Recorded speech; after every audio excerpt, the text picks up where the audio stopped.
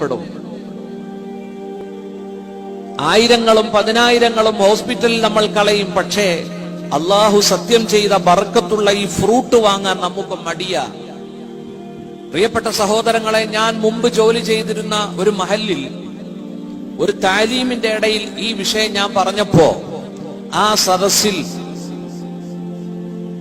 സദസ്സിൽ ഒരു രോഗി ഉണ്ടായിരുന്നു. അദ്ദേഹത്തിന്റെ മകൻ അത് ശ്രദ്ധിച്ചു കേട്ടു. അദ്ദേഹത്തിന്റെ രോഗം പൈൽസ് എന്ന് പറയുന്ന രോഗം, മലദ്വാരത്തിലൂടെ ബ്ലഡ് നിർഗളിക്കുന്ന രോഗമാണ് ബാസൂർ. പ്രിയപ്പെട്ട സഹോദരങ്ങളെ, ആ യുവാവ് വന്നിട്ട് ചോദിച്ചു, ഇതെങ്ങനെയാണ് കഴിക്കേണ്ടത്?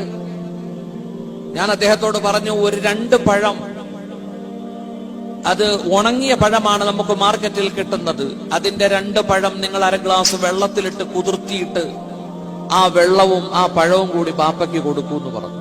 രാവിലെയും വൈകിട്ടും എല്ലാ ആഴ്ചയും 1 കുപ്പി ബ്ലഡ് അദ്ദേഹത്തിന് കയറ്റണമായിരുന്നു.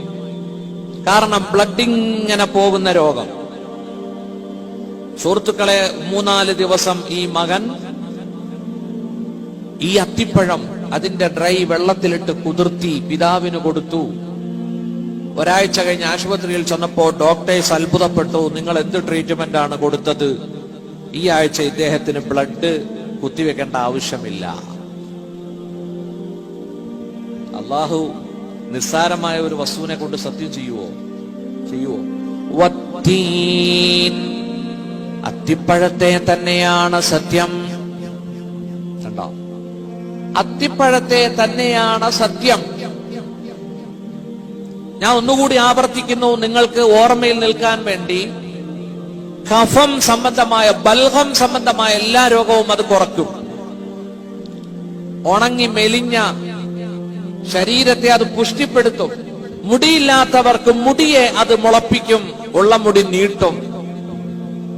ബാസൂർ എന്ന രോഗത്തിന് ശിഫ എന്നല്ല പറഞ്ഞത്, വേരോടെ പിഴുതെറിയുമെന്നാ പറഞ്ഞത്. പൈൽസ് എന്ന് പറയുന്ന അസുഖം മാറിപ്പോകും. അല്ലാഹു തആല തുടർച്ചയായിട്ട് ഈ രോഗമുള്ളവർ ഈ പഴം കഴിക്കാൻ പടച്ചവൻ തൗഫീക്ക് നൽകട്ടെ. അല്ലാഹുവിന്റെ റസൂൽ സല്ലല്ലാഹു അലൈഹി വസല്ലം പറഞ്ഞതായിട്ടും ഹദീസിലുണ്ട്. മുത്തുനബിയും സഹാബത്തും ഇരിക്കുന്ന ഒരു സറസിലേക്ക് ഒരു തബഖത്ത് എന്ന് പറഞ്ഞാൽ ഈന്തപ്പനയുടെ ഓല കൊണ്ടുണ്ടാക്കുന്ന കുട്ടയ്ക്കാണ് തബഖത്ത് എന്ന് പറയുന്നത്.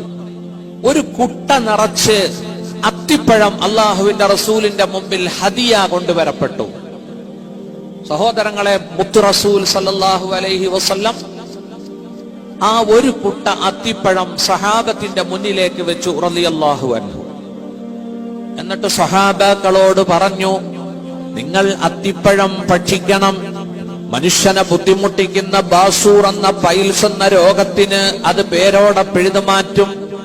അത് രക്തവാതത്തിന്, ജോയിന്റ് പെയിൻ തുടങ്ങിയ രോഗങ്ങൾക്ക് പ്രയോജനപ്രദമാണ്. സയ്യിദുനാ റസൂലുള്ളാഹി സ്വല്ലല്ലാഹു അലൈഹി വസല്ലം ഹദീസിലും ഇതിന്റെ മഹത്വങ്ങൾ പറയപ്പെടുന്നുണ്ട്. നോക്കൂ, 6ാമത്തെ ഗുണം എന്താ? 2 കിഡ്നിയാണ് നമുക്കുള്ളത്. 1 മതി ജീവിക്കാൻ, 1 സ്റ്റെപ്പിനിയാ. അള്ളാഹു ശിഫയാക്കട്ടെ. ഞാൻ ഇന്നലെ ഒരു കിഡ്നി രോഗിയെ കണ്ടു. സുഹൃത്തുക്കളെ, നമ്മൾ ഇഷ്ടംപോലെ വെള്ളം കുടിക്കുന്നു, ഇഷ്ടംപോലെ ചായ കുടിക്കുന്നു, ഇഷ്ടംപോലെ ജ്യൂസ് കുടിക്കുന്നു. അദ്ദേഹത്തിന് കുടിക്കാൻ കഴിയില്ല. 1.5 ഗ്ലാസ് വെള്ളമേ അദ്ദേഹത്തിന് 24 അവേഴ്സിൽ കുടിക്കാൻ പറ്റൂ. കാരണം അദ്ദേഹത്തിന്റെ കിഡ്നി വീക്കാണ്.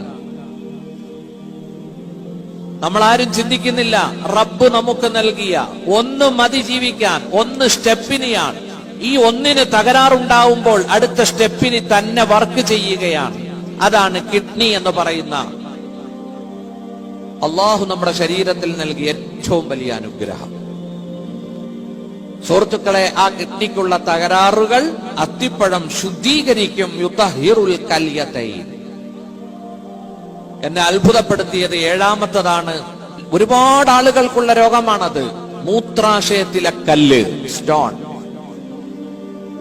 ആ കല്ല് അത് നീക്കിക്കളയും, തെറിപ്പിച്ചു കളയും. അല്ലാഹു തആല പടച്ചവൻ നമുക്ക് ആരോഗ്യം നൽകട്ടെ, ആഫിയത്ത് അല്ലാഹു നൽകട്ടെ. ഈ രൂപത്തിൽ ആരെങ്കിലും പരീക്ഷിക്കപ്പെടുന്നുണ്ടെങ്കിൽ അള്ളാഹു സത്യം ചെയ്ത ഈ ഫ്രൂട്ട്, അത്തിപ്പഴം, വത്തീൻ,